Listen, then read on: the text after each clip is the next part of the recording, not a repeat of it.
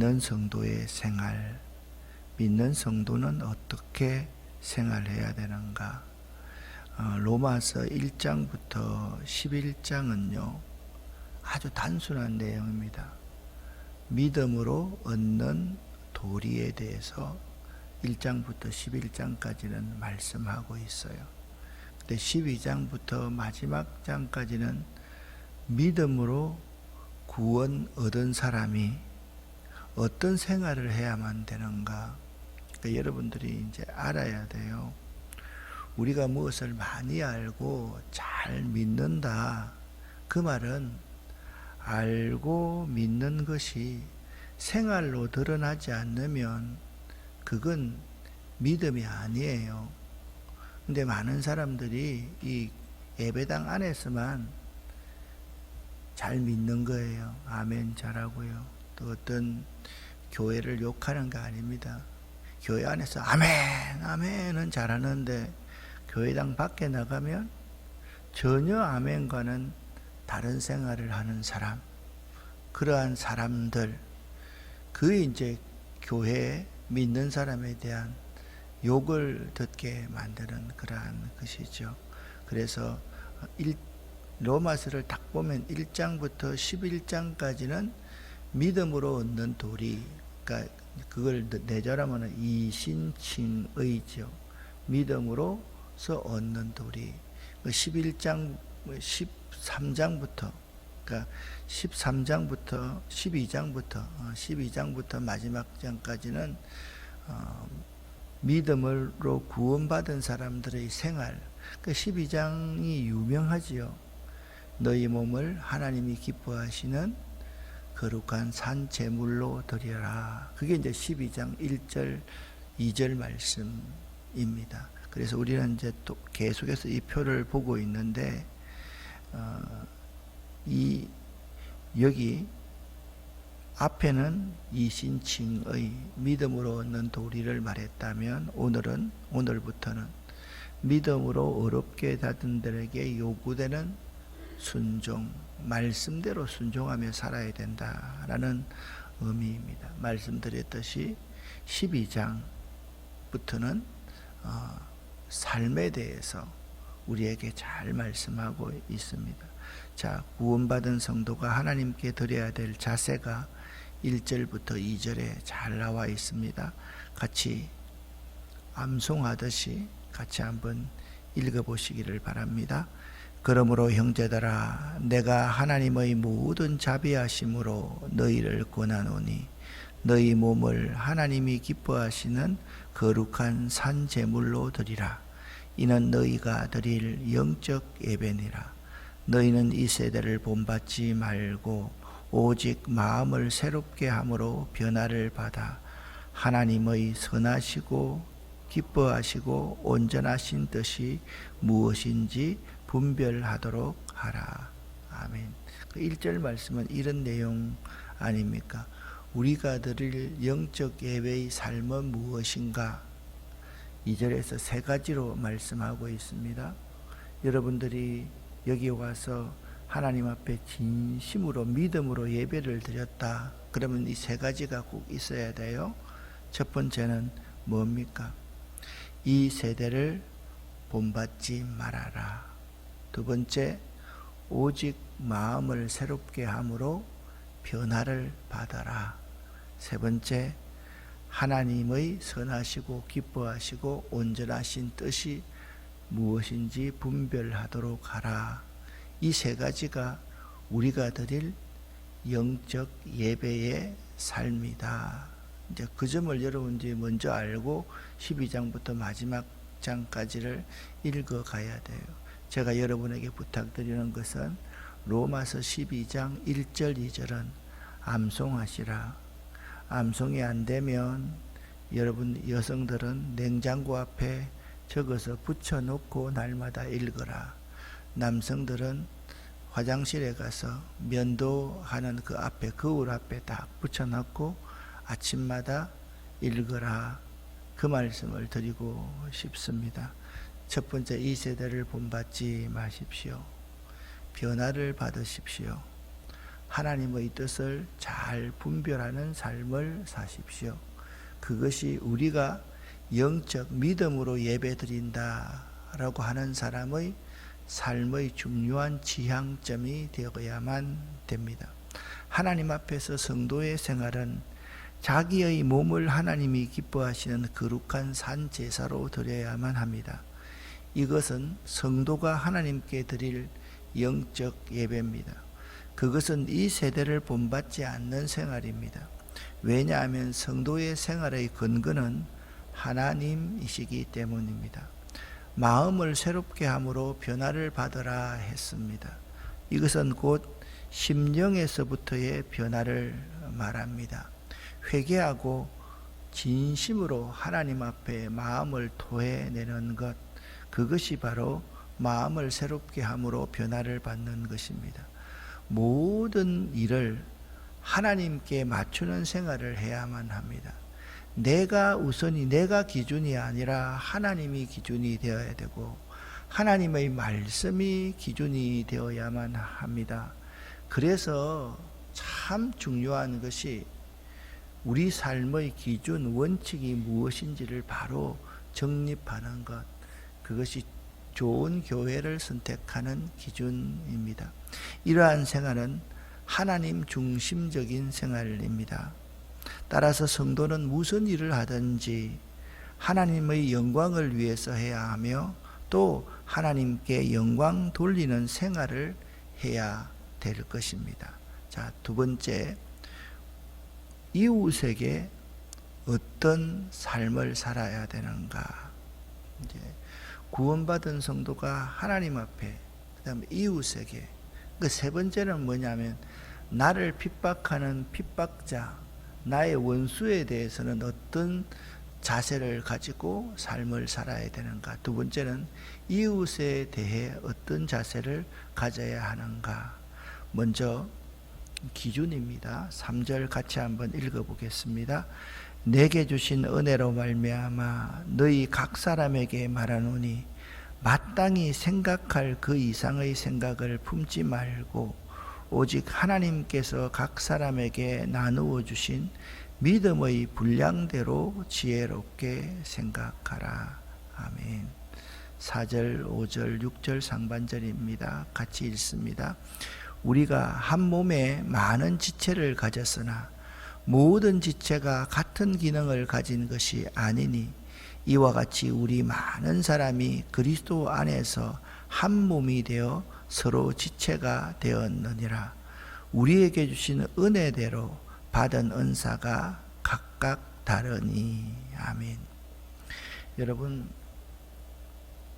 하나다라고 할 때 하나는 원네스나 세임네스나 유니포미티가 하나가 아닙니다. 우리는 생각할 때 하나는 그냥 유일한 원, 그걸 하나라고 생각하는데 아닙니다. same, 나와 똑같은 것을 하나라고 생각하는데 하나가 아닙니다. 유니폼을 같이 입었다고 해서 하나가 아닙니다. 하나는 하모니, 조화를 이루는 것을 하나라고 그렇게 이야기하면 오늘 지금 이 말씀이 그 말씀입니다. 하나는 우리가 하나님의 은혜로 받은 은사가 각각 다르니, 다 다릅니다. 다 다른 사람, 다른 인격들이 받은 하나님의 은혜에 대해서 그 은혜로 말미암은 은사가 있습니다. 그것을 하나님의 영광을 위해서, 교회 공동체의 유익을 위해서 잘 사용할 때 내가 마땅히 생각할 그 이상의 생각을 품지 말고, 무슨 말입니까? 튀지 말라는 거예요. 자기 혼자만 자랑질 하지 말라는 거예요. 우리는 서로 다른 사람을 보면서 꼭 2인 삼각경기를 하듯이 옆에 우리 내 오른발에 상대의 왼발목을 묶고 서로 어깨동무하고 하나 둘 가듯이 그 모든 교인들이 그렇게 갈 수 있도록 보조를 맞추어 주고 호흡을 맞추면서 서로 눈을 마주 보면서 가는 것, 그게 하나입니다. 그 하나가 될 대상이 누굽니까? 이웃입니다. 구원받은 성도는 이웃을 대할 때 하나님께서 주신 믿음의 분량대로 지혜롭게 살아서 피차에 유익이 되게 해야만 합니다. 성도는 교회에 각각 다른 지체들입니다. 각 지체는 서로의 다른 임무가 있습니다. 그것은 하나님께서 원하시는 일입니다. 따라서 성도는 자기에게 주신 은사대로 살아야 합니다. 그것은 하나님의 은사를 잘 활용하는 생활인 것입니다. 이러한 은사를 기록한 이유가 있습니다. 이러한 은사를 통하여서 하나님의 교회에 유익이 되게 하기 위함입니다. 구원받은 성도는 하나님께서 주신 은사를 잘 활용하여 하나님과 교회를, 여기 이제 교회라는 말 그 자체는 우리 이웃도 포함하는 개념입니다. 그러니까 여러분 알아야 되는 아름다운 교회, 이렇게 하면 요 교회에 들어있는 사람만 교회라고 생각하지 마시기를 바랍니다. 우리 교회가 커버할 수 있는 이 운양동 지역, 장기동 지역, 사우동 지역, 김포 전역, 이 김포 전역 그 자체에 있는 모든 이웃들이 우리 교회의 한 지체라고 생각하면서 그들과 호흡을 맞추고 보조를 맞추고 갈 수 있어야 된다라는 겁니다.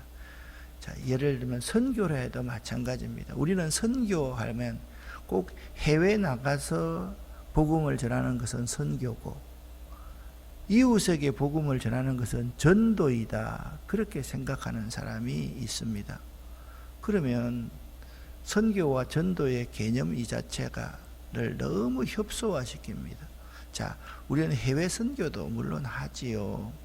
그런데 지금 수많은 외국인들이 우리나라에 와서 돈을 벌기 위해서, 우리나라 사람이 되기 위해서 노력하고 있습니다. 김포도 그런 사람이 참으로 많이 있습니다. 우리 교회는 제가 한 20년 정도 이상 외국인 노동자 운동하는데 이사를 보이지 않게 지금도 하고 있습니다. 왜 그거 하고 있느냐? 이름 내려고 하고 있는 거 아니죠.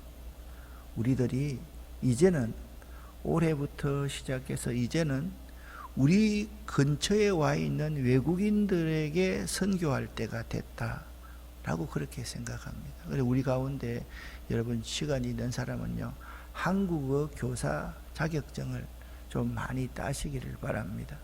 그러면 옛날에는 있잖아요, 외국인 노동자들이나 외국인들을 볼 때 그들이 처우를 잘 못 받아가지고 그들의 인권 문제, 그들이 돈 못 받으면 돈 받아주는 일을 하고, 그들이 인격의 모독을 당하면 그 문제를 해결해주고, 그들이 아프면 병원에 가주는 것, 그것이 옛날에 외국인 노동자들을 위한 사역이었다면 지금은 있잖아요, 코리안 드림이 있어서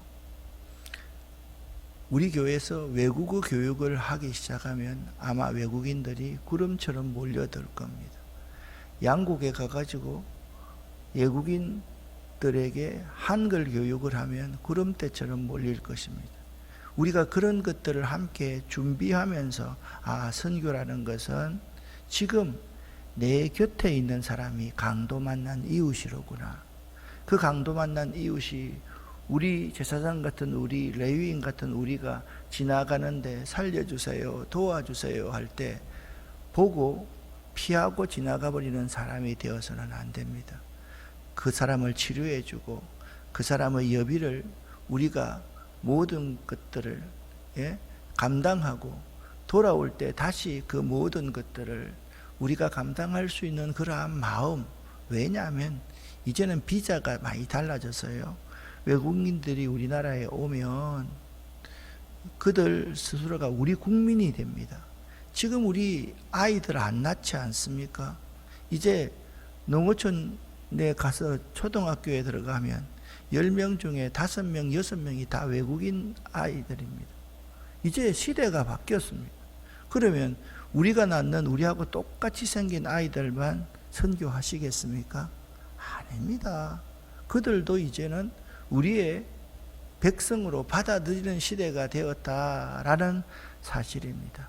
이것이 우리들이 이웃을 향해서 생각해야 될 아주 중요한 이웃에 대한 확장된 개념일 수가 있습니다.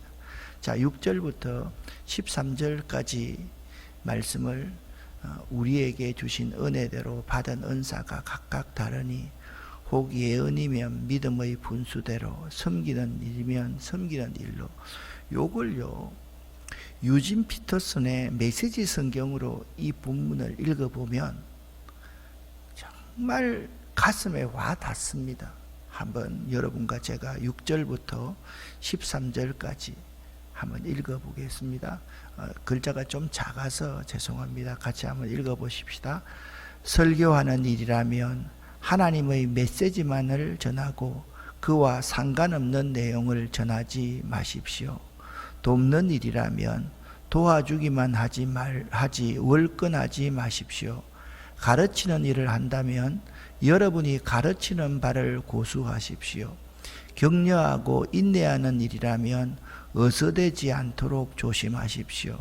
책임자 위치에 있다면 멋대로 권력을 휘두르지 마십시오. 곤란에 빠진 사람들을 원조하는 일에 부름받았다면 늘 눈을 크게 뜨고 잘 살펴 신속하게 움직이도록 하십시오. 불우한 사람들과 더불어 일하는 사람이라면 그들 때문에 화를 내거나 우울해지지 않도록 하십시오. 늘 얼굴에 미소를 띠고 일하십시오. 중심으로부터 사랑하십시오. 사랑하는 척 하지 마십시오. 악은 필사적으로 피하십시오. 선은 필사적으로 붙드십시오. 깊이 사랑하는 좋은 친구들이 되십시오. 기꺼이 서로를 위한 조언이 되어 주십시오. 지쳐 나가 떨어지지 않도록 하십시오. 늘 힘과 열정이 가득한 사람이 되십시오. 언제든 기쁘게 주님을 섬길 준비를 갖춘 종이 되십시오. 힘든 시기에도 주저앉지 마십시오. 그럴수록 더욱 열심히 기도하십시오. 도움이 필요한 그리스도인들을 도우십시오. 정성껏 환대하십시오. 아멘. 참 가슴에 와닿지 않습니까? 자, 제가 설교하는 사람입니다. 설교하는 일을 하는 사람이라면 하나님의 메시지만을 전하고 그와 상관없는 내용을 전하지 마십시오. 돕는 일이라면 도와주기만 하지 월권하지 마십시오. 여러분, 곤란에 빠진 사람들을 원조하는 일에 부름을 받았다면 늘 눈을 크게 뜨고 소외된 사람이 있는지 잘 살펴서 그들의 필요를 신속하게 채워주십시오. 참 우리가 이웃을 대하는 태도가 이런 태도가 돼야 된다는 거예요. 이웃 도와주고 사진 찍고 이웃 도와주고 자기 드러내고 나타내고 이렇게 하면 사실 안 됩니다. 저는 좀 이상한 습관이 있습니다. 밥 먹을 때 옆에 장애인들이 앉아서 밥을 먹으면 아무 말 안 하고 조용히 그들의 식사 비용을 내고 옵니다. 군인들이 식사를 하면 아무 말 안 하고 군인들 식사비 내고 옵니다. 어제는 제 아내랑 여기 밥을 먹으러 갔는데 경찰 공무원들 6명이 거기서 밥을 먹더라고요. 나오면서 계산을 하니까 서로 몸싸움이 일어났습니다. 됩니다, 안 됩니다. 그래서 하고 그냥 계산하고 나왔습니다. 자랑하려고 하는 것이 아닙니다. 우리가 역지사지, 내가 군대 생활할 때 한번 생각해 보십시오. 그때만 하더라도 제가 나이가 이제 70이 다 돼가니까 얼마나 힘들었겠습니까? 그럴 때 그런 일이 한 번이라도 있었다면 얼마나 감동하고 감격했겠습니까? 그렇습니다. 우리가 정말 가난하고 못 살 때를 한번 생각해 보면 그런 일이 우리의 삶의 일상이 될 수 있어야만 됩니다. 마지막입니다. 구원받은 성도가 핍박자나 원수를 대할 때의 자세는 어떻게 해야 되는가? 그 시대는요, 예수 믿는다는 그 자체가 죽는 일이거든요. 예수 믿는다는 그 자체가 지금도 이슬람 지역에 가면 모든 기득권을 다 잃어버리는 것이거든요. 그러면 그들 핍박하는 사람을 어떻게 대할 것인가?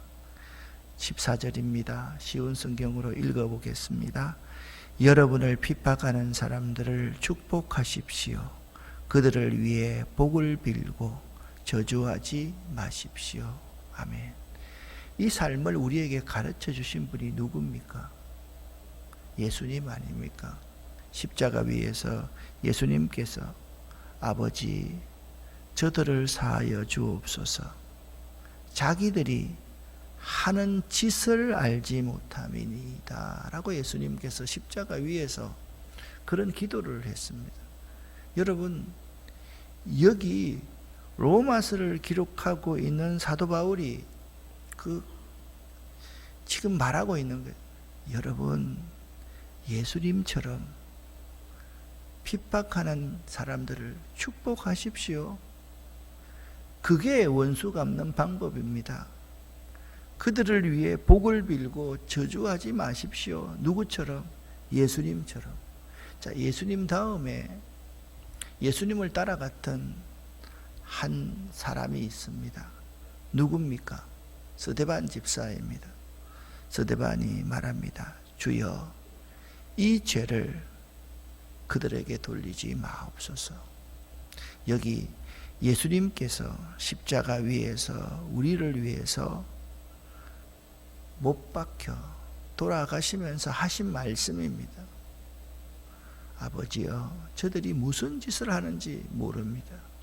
저들을 용서해 주십시오 라고 예수님께서 말씀하시고 외마디 소리를 지릅니다. 엘리 엘리 라마 사박다니. 하나님, 저는 죽어도 좋습니다.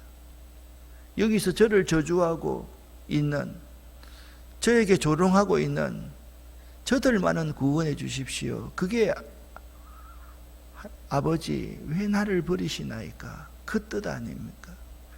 스데반 집사는 돌에 맞아서 죽으면서 그렇게 말했습니다. 저들을 용서해 주십시오. 여러분, 오늘 이렇게 성경에는 말씀하고 있습니다. 자, 핍박자들을 위한 말씀입니다. 같이 한번 읽어보겠습니다. 기뻐하는 사람들과 함께 기뻐하고 슬퍼하는 사람들과 함께 슬퍼하십시오. 서로 한 마음이 되십시오. 교만한 마음을 품지 마십시오. 하찮아 보이는 사람들과도 기꺼이 사귀십시오. 스스로 지혜 있는 척 하지 마십시오. 아무에게도 악을 악으로 갚지 마십시오. 모든 사람이 보기에 선한 일을 하십시오. 여러분 쪽에서 할 수 있는 일이라면 모든 사람과 더불어 화평하게 지내십시오. 사랑하는 여러분, 여러분이 직접 원수를 갚지 말고 하나님의 진노에 맡기십시오. 성경에 이렇게 기록되어 있습니다. 주님께서 말씀하시기를 원수 갚는 것이 나에게 있으니 내가 갚을 것이라. 여러분은 이렇게 하십시오. 원수가 먹을 것이 없어 굶고 있다면 먹을 것을 주고 목말라 하면 마실 것을 주십시오. 그렇게 하는 것은 그의 머리 위에 숯불을 쌓는 것이기 때문입니다. 악에게 지지 말고 선으로 악을 이기십시오. 아멘. 오래전에 TV에 이런 내용이 나와서 많은 사람의 공감을 일으켰습니다. 남편이 젊을 때 바람도 피고 젊을 때 아내를 참 많이 힘들게 했던 사람입니다. 그런데 이 남편이 병들어 죽게 되었을 때 그 아내가 물을 그 앞에 딱 놔두고 물을 안 먹이는 거예요. 물도 안 주는 거예요. 네가 옛날에 이랬지, 나도 그런다. 그런데 예수 믿는 사람들이, 예수 믿는 자매들이 그걸 보면서 공감한다는 거예요. 진짜 여러분 되도록이면 텔레비전 보지 마십시오. 드라마 보지 마십시오. 요즘은 드라마 때문에 졸혼이 유행입니다. 이혼 숙녀 캠프 하면서 이혼이 그냥 쉬운 일처럼 생각합니다. 마음에 안 들면 아이는 내가 키우면 되지 뭐. 참 이 세상이 악합니다. 뭐가 만듭니까? 옛날에 여러분 있잖아요. 독재하는 이 군사 있는 사람들이 3S 그랬지 않습니까? 스포츠 많이 하고 스크린 많이 돌려가지고 영화에서 좀 옷 좀 벗기고 그 다음에 성적인 거 섹스 그거 활성화시키고 술집 활성화시키고 그래서 독재하는 거 다 덮었지 않습니까? 그거 우리가 좋다고 있잖아요. 유니폼 같이 입고 대한민국 그게 나쁘다는 게 아닙니다. 그렇게 하면 국민이 하나 되는 줄 알았습니다. 근데 그게 하나가 아닙니다. 여러분 오늘 성경 로마서 12장 20절 말씀에 이렇게 말씀하고 있습니다. 여러분은 이렇게 하십시오. 원수가 먹을 것이 없어 굶고 있으면 먹을 것을 주고 목말라 하면 마실 것을 주십시오. 그렇게 하는 것은 그의 머리 위에 숯불을 쌓는 것이기 때문입니다. 도대체 숯불을 쌓는 삶이 뭔지를 우리가 한번 생각해 보아야만 합니다. 숯불은 궁극적으로 은혜를 가져오는 후회와 부끄러움에서 오는 고통을 숯불이라고 이야기합니다. 대체로 숯불을 머리 위에 쌓는 것은 은혜를 베푸는 것입니다. 그러니까 우리 한 사람 한 사람이 이렇게 말씀을 이해를 해야만 됩니다. 은혜를 베품으로 원수가 자신의 행동에 대한 후회와 부끄러움을 갖게 되고 이를 통해 자기의 죄악에서 돌이키게 되어서 그 원수가 말입니다. 서로에게 평화와 화해가 이루어지는 것, 이것이 핍박자와 원수의 머리 위에 숯불을 놓고 숯불을 쌓는 삶입니다. 오늘 여러분에게 강력하게 이 새벽 도전합니다. 원수와 핍박자들의 머리 위에 숯불을 쌓는 삶을 사십시오. 그것이 원수를 갚는 방법입니다. 내가 분명히 이는 이로 눈은 눈으로 칼은 칼로 죽음은 죽음으로 원수를 갚는 것이 이 세상의 이치이지만 내가 죽음으로 당신을 살리고 내가 희생함으로써 공동체를 살리고 내가 썩어지는 하나님의 미랄이 되어서 거기서 많은 열매가 맺어서 모든 사람이 함께 더불어 함께 살아갈 수 있게 하는 것, 그것이 사람을 감동시키고 변화시키는 것이지, 그것이 하나님이 기뻐하시고 하나님이 정말 좋아하시는 하나님의 온전한 뜻이지, 우리가 그것을 모르고 이기적이고 개인적으로 살아간다면 사실 우리는 믿는 사람이 아닙니다. 이 말씀만 드리고 싶습니다. 현대의 가장 큰 적이 죄가 무엇인지 아십니까? 이기적인 사람이 되는 것, 개인주의자가 되는 것, 이것이 저는 현대 그리스도인들의 가장 큰 죄악이라고 생각합니다. 여러분 어떻게 생각합니까? 다른 사람 피해 안 주면 되지? 내가 내 행동 잘 먹고 잘 살면 되지? 그건 세상 사람들이 하는 소리입니다. 우리는 나를 숯불이 되게 하는 거예요. 나를 태워서 상대방이 은혜가 되게 하고, 나를 태워서 좀 이 추운 세상이 따뜻하게 하고, 나를 태워서 있잖아요. 예수님께서 디베라 바닷가에서 그렇게 배신하고 저주했던 제자들에게, 얘들아 와서 내가 구운 이 숯불 위에 구운 물고기 좀 한번 먹어볼래? 이게 예수 믿는 사람의 생활이다. 꼭 기억할 수 있기를 예수 이름으로 간절히 축원합니다. 기도하겠습니다. 하나님 아버지, 하나님에 대해서 영적 예배 삶 살 수 있도록 도와주시고, 우리 이웃을 위해서 정말 함께 조화를 이루어가는 삶을 살 수 있게 하시고, 원수들에 대해서 그들의 머리 위에 숯불을 쌓는 그러한 삶을 살 수 있도록 도와주시옵소서. 이 새벽에 우리 모두에게 하나님 은혜를 내려 주시옵소서. 기도하는 모든 기도의 제목에 응답하여 주시옵소서.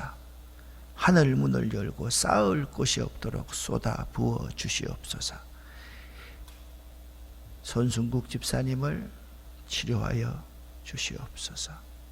모든 한우들과 그들의 사업들에 기름 부어 주시옵소서.